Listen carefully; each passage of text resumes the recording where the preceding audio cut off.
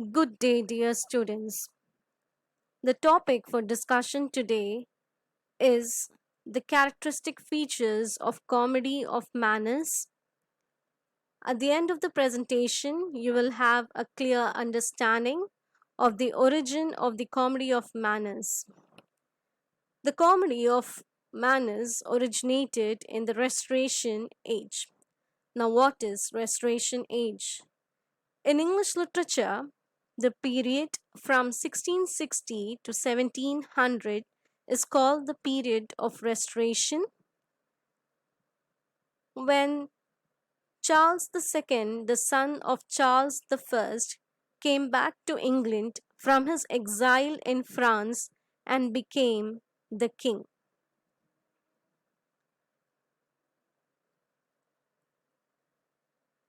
After he became the king, the people had a complete dislike of the Puritan ideals and way of living. All restraints and discipline were thrown to the winds, and a wave of licentiousness and frivolity swept the country.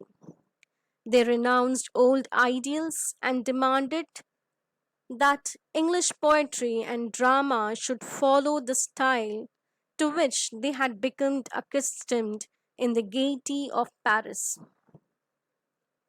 After nearly 18 years, the theatres were opened.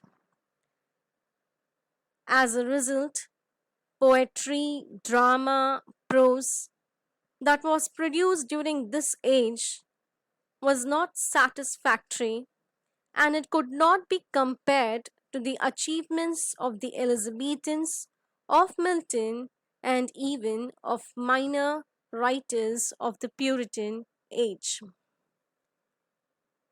Literature, as you all know, is a mirror reflecting the society, and a literary man is a product of the society.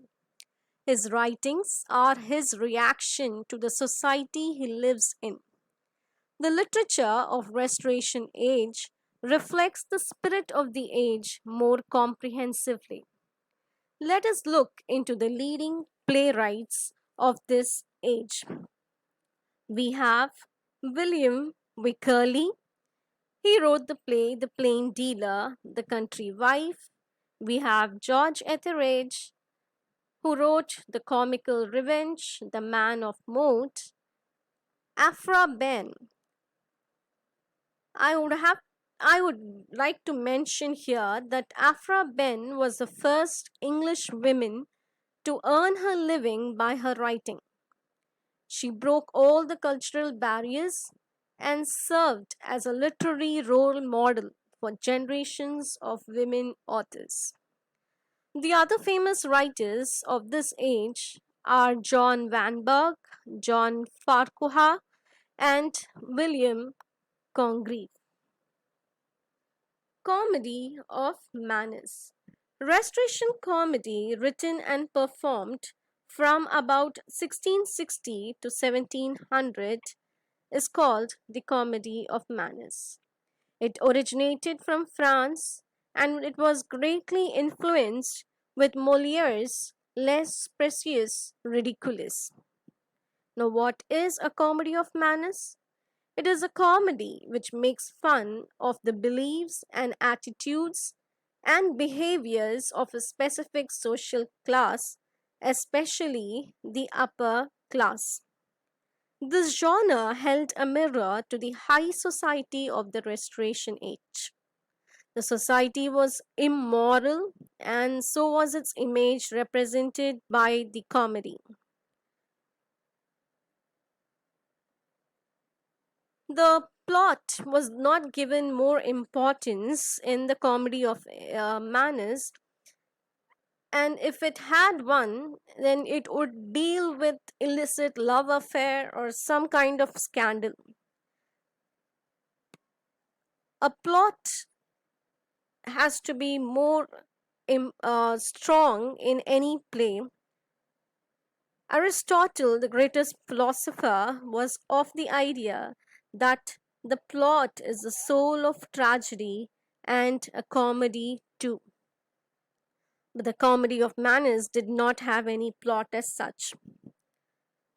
Another noteworthy feature of this age is the introduction of women actors.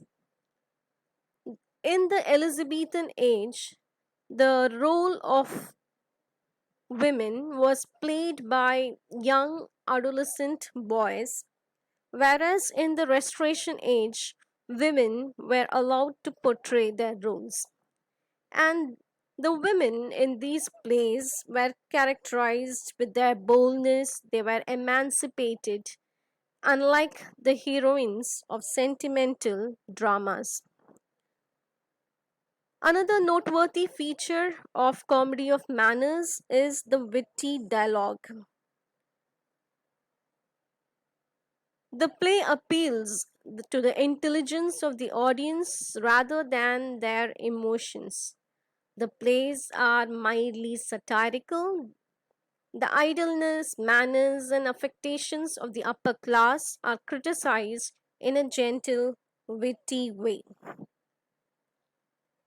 These plays portrayed the idle lifestyle of the rich society. Like most comedy writers, like the presentations of scenes and acts of sexual rudeness were introduced in the play. The humor in the genre comes from the absurdity with which the characters thought themselves to be something they were not. The main plot was often accompanied by a subplot, sometimes more than one. The dialogue of the Comedy of Manners, again I am reiterating, was witty, polished, and crisp. The writers gave much more importance to the wit and not to the plot.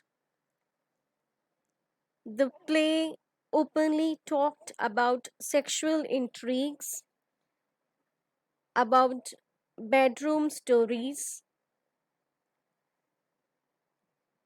Most of the features of the Restoration drama are seen even today.